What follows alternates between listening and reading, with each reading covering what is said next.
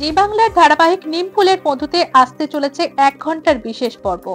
একদিকে সৃজন ও পর্ণা সুখবিলাসকে উচিত শিক্ষা দিয়ে দত্তবাড়ি আবারও নিজেদের কাছে ফিরিয়ে এনেছে। সৃজন ও পর্ণা ছদ্মবেশে ভুয়ো অ্যান্টিক জিনিসের লোভ দেখিয়ে সুখবিলাসের টাকা দিয়ে দত্তবাড়ি আবারও ফিরিয়ে দিয়েছে দত্তবাড়ির লোকেদের। সুখবিলাসের এই জালিয়াতির জন্য পুলিশের হাতে গ্রেপ্তার হয়েছে সে।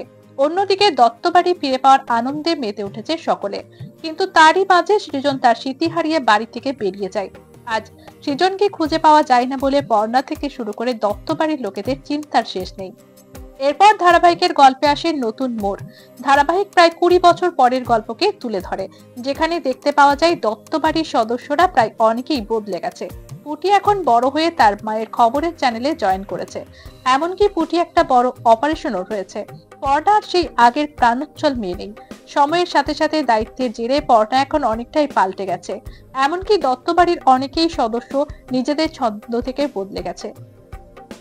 ধারাবাহিকে সৃজন স্মৃতি হারিয়ে মাফিয়া গিরিধর সিং নামে ডাকাতি করছে, আর সেই সৃজনের খোঁজ নিয়ে পুলিশেরা এসেছে পর্ণার কাছে সাহায্য চাইতে। কারণ পর্ণা একসময় অনেক বড় বড় অপরাধীদের শাস্তি দিয়েছিল। সৃজনের ছবি দেখিয়ে পর্ণার সাহায্য চাইতে আসে পুলিশ। সৃজনকে দেখে পর্ণা কি চিনে ফেলবে? কিভাবে এক হবে সৃজন ও পর্ণা? জানতে দেখতে হবে নিমফুলের মধুর 1 ঘন্টার বিশেষ পর্ব আগামী 6 ডিসেম্বর বিকেল 5:30 থেকে 6:30 শুধুমাত্র জি বাংলায়।